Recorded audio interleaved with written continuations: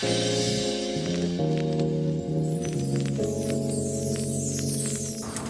everybody. So I wanted to come today.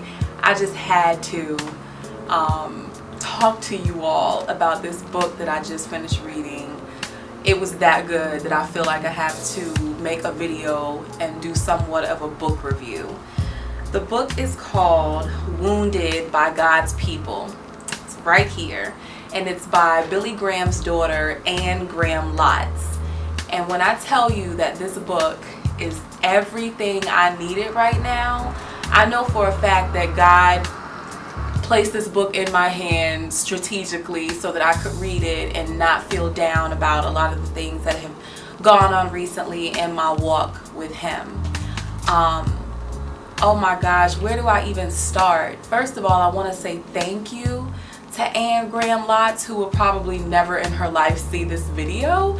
But if she only knew how much this ministered to me and just helped me for the past week or two as I was reading it, it was just amazing how I feel she was speaking directly to me. I was convinced that this book was written just for me. That's how much it related to my life and everything that I've been experiencing the past couple of years, but especially the past couple of months. So the book is basically about how many of us find ourselves in this period of being in exile or in the wilderness, I'll say, where we're believers. Our relationship with God isn't really the thing that's necessarily, falling apart, but the people that we're around who say they have a relationship with God are the main ones who push us away from the organized church scene. So when I was reading this part, she called it being a believer in exile. And she's talking about how you love the Lord, you want to serve Him, and the more that you build up that desire on the inside of you to just want to live out everything He has for you, you get pushed away by people, you get shunned. So many of her experiences lined up exactly with what I have dealt with. I mean, the past 3 churches that I've been in, I have either been blacklisted, kicked out, rebuked, or just something. It's always been something with these past couple of churches, and I'm like, Lord, what am I doing wrong? And I do realize now that it just means that I'm really on track with where He wants me to be, because a lot of times the very people who say that they follow God, I'm not saying that they don't, that none of them do. I'm not trying to criticize the churches I went to, but what I'm saying is the very people who say that they love God will be the main ones to hurt you. And so that's why this is called Wounded by God's People, because those are the people that we think are going to be there for us. Those are the ones we think we can identify with. Those are the ones we think we can lean on, rely on, talk to about our problems, our ups and downs, just everything. And they're the main ones who use their relationship with God against you. And many of them I pity, honestly, because they feel like they're in Christ, and I just really wish I could show them that they're so far from Him. Not to be mean and do it in a way like, look at you, you're probably going to hell. Not like that. I'm just saying that many of them think that they do things in the name of the Lord, and they don't realize how much it's grieving Him. For example, she had an example in the book about how she and her husband were dismissed from a church that they had served in for years. And the people applauded as they were basically kicked out of the church, and they thought they were doing the Lord's duty by doing that to them. And I'm like, how do people think that that's okay? Same thing with the church I attended a few months ago that sent me the letter saying, you're no longer a part of this ministry because of your sporadic attendance, all that stuff. People literally think that they're doing the Lord's will and the Lord's work when they act like this. And that's the saddest part, that they're convinced that they're in His will. If people only knew how strong of that religious spirit they had just on them and sucking the life out of them, they would realize how far they are from God. So I never try to pretend that I'm just where I need to be. I'm steady saying I'm growing, and the desire to grow is there. The problem is that when people think that they've arrived, that's when you have an issue, because none of us are ever going to be where we need to be. There's always going to be room for improvement. So this book was just amazing. My hope, my prayer, my desire is that one day I can touch somebody like this woman touched me with this book. I literally felt like she was writing for me, you all. Like, she was sitting down saying, Crystolyn, I'm here with you. I understand what you're going through. Don't let these people knock you off track. Don't let them distract you or make you feel like you're doing something wrong. I understand. Keep on following God. Keep your eyes on Him and you'll be good. I hope I can do the same thing for somebody one day. And it did give me comfort knowing that her horrible experiences, many of which that I can relate to, were used to bless other people, even if just me, but I'm sure there were plenty of other people who were blessed by this. I'm looking forward to the days where my story, my testimony, the things that I have been through will be able to minister to someone else and give them hope and encouragement and inspire them to use their pain to push them further into their purpose. Oh my gosh.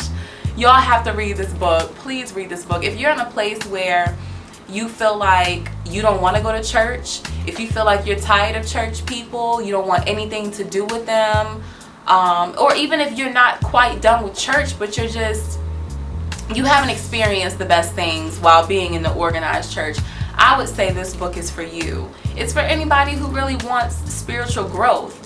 There are some challenging things in here too, because in the end, she talks about moving past those wounds, moving past the hurts, and how the very people who hurt us, we should bless them. And a lot of people won't agree with that. I get it.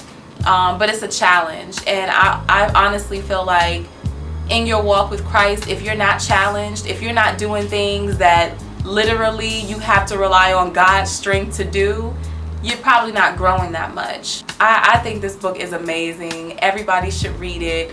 It truly blessed me, and I know it would do the same thing for you.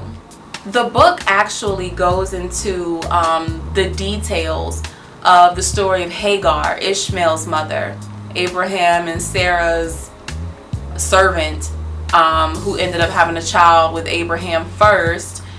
It goes into that whole story in a way that I can promise you've never thought about it before. Like, I look at it so differently. I can see all the angles, and she pieces apart, the author, each person's individual story within the whole story, and how God uses so many of the things in our lives to just push us into our purpose and destiny, and how it looked like a bad thing when Hagar and Ishmael were sent out from Abraham's camp and they could no longer live there. They were sent away, basically.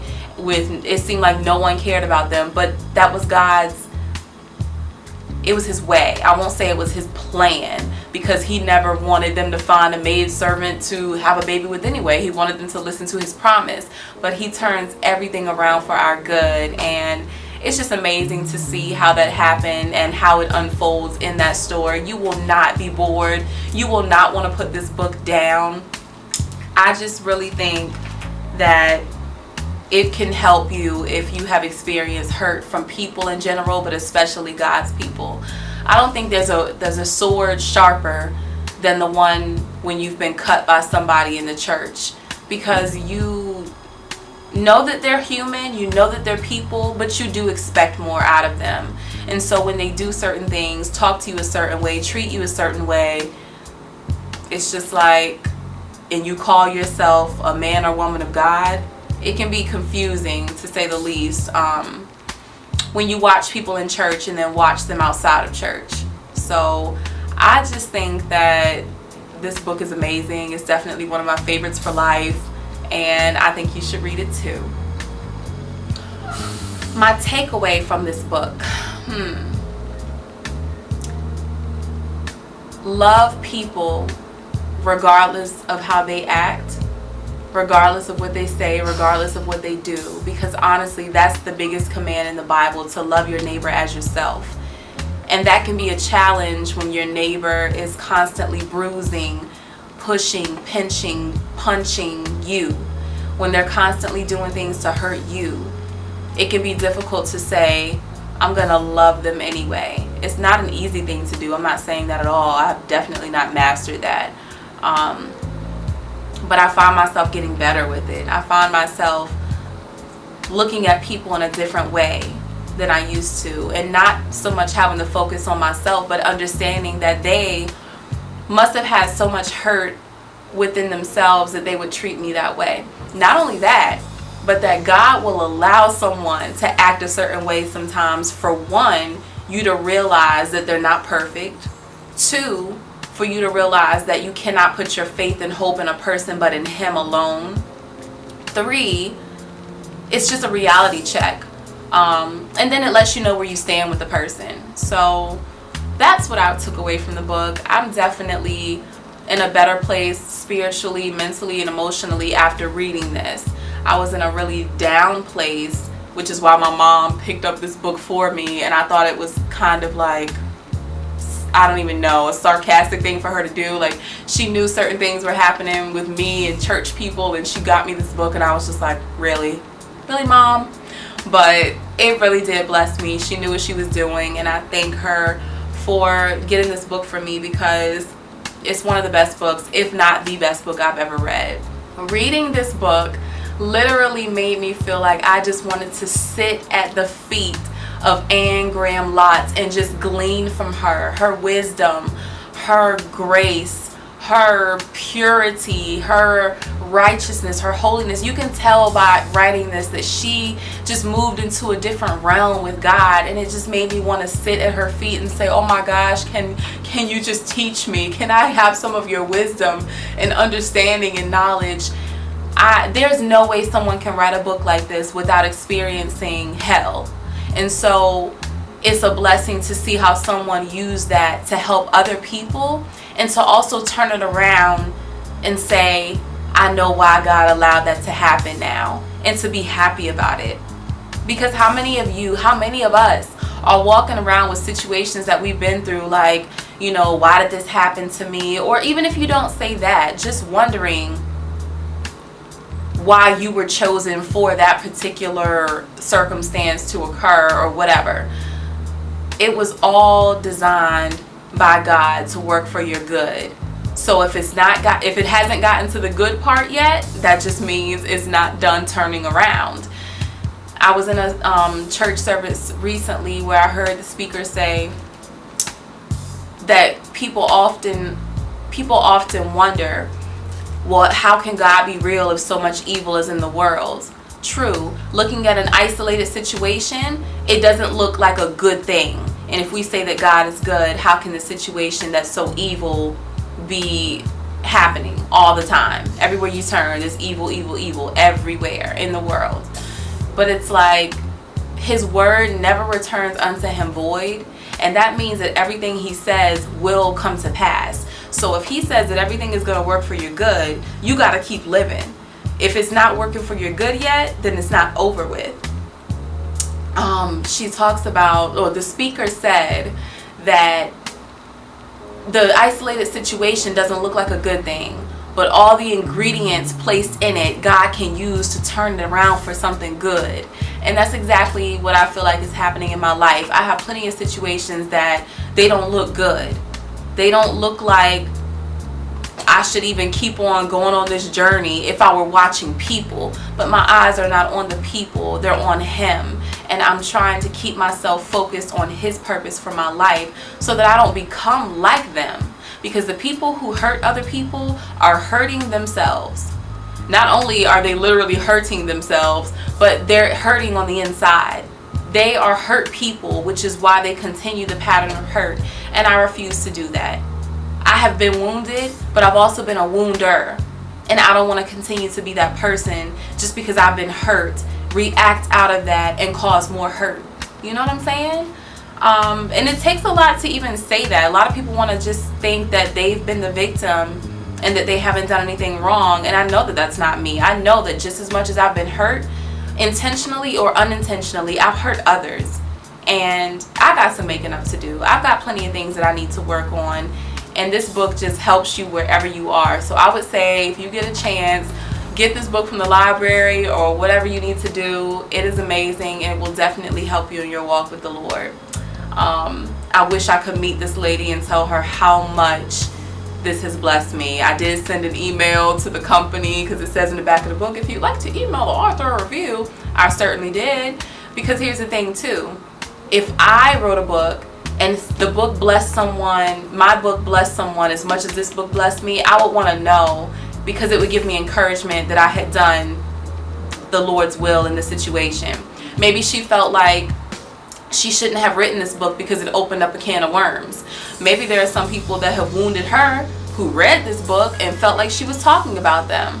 But the way that she writes is so graceful, y'all, and she does not point the finger in an ugly way at any person. She's very careful about what she says and chooses her words very wisely, and I've just learned so much from this. So I recommend this book highly. If it's on a star scale, I give it 5 stars, 2 thumbs up.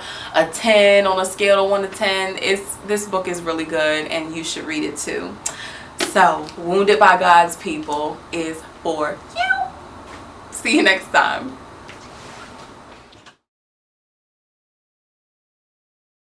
Reading this book literally made me want to just sit at the feet of Anne Graham Lotz.